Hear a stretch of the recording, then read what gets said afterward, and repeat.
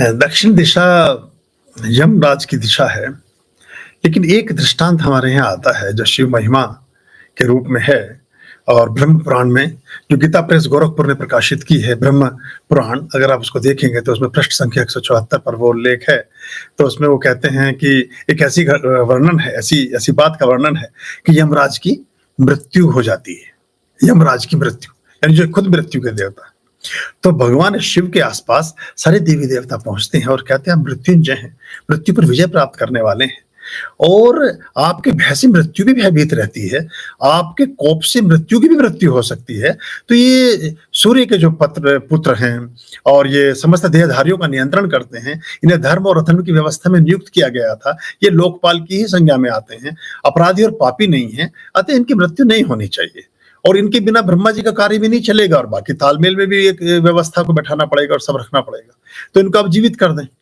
तो अब ये सारे देवी देवता जब वहां पहुंच करके बात करते हैं और भगवान शिव से स्तुति करते हैं, तो कहते हैं कि जो भगवान विष्णु के भक्त हैं और गौतमी गंगा का निरंतर सेवन करते हैं, वो स्वामी लोग सारे के सारे जो धर्मार्थ कार्यों में निश्चित हैं, उनकी मृत्यु का अधिकार यमराज का भी नहीं होता।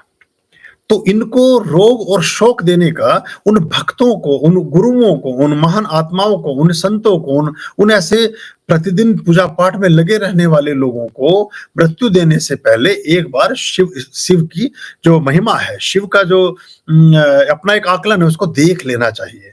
जहां फिर चित्रगुप्त से परामर्श करके पूछना, जहां जो एक वर्णन आता है फिर मर्कंड ऋषि के पुत्र मार्कंडेय का, जिन्होंने दुर्गा सप्तशती की रचना की, कि वो महामृत्युंजय पाठ कर रहे थे तो यमराज वापस चला गया, वहीं के बाद वो चीज हुई। तो उन्होंने कहा ये कार्य हमारा है, ये सिर्फ ये नहीं है कि किसी आदमी को रोगी दरिद्र देख करके, गरीब और अमीर देख करके मृत्यु का निश्चय करें। तो इसलिए दंड और ये चीजें रखी गई हैं। तो ये एक कभी कुछ ऐसी घटनाएं होती हैं जहां आप अधिकार क्षेत्र से बाहर जाते हैं, तो फिर ये कहा गया कि नहीं, इनको जीवित कीजिए। तो भगवान शिव ने उस स्थिति को सुना, ये हमारे वर्णन में आता है, और फिर यमराज को प्राणदान दिए और साथ ही कहा कि अब तुम इसके बाद दक्षिण दिशा में ही विचरण करोगे, दक्षिण दिशा में ही रहा करोगे।